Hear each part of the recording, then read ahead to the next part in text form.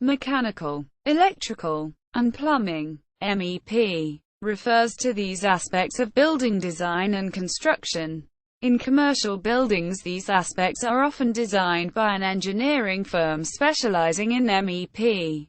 MEP design is important for design decision-making, accurate documentation, performance and cost estimation, construction planning, managing and operating the resulting facility, design and documentation. As with other aspects of buildings, MEP drafting, design and documentation were traditionally done manually.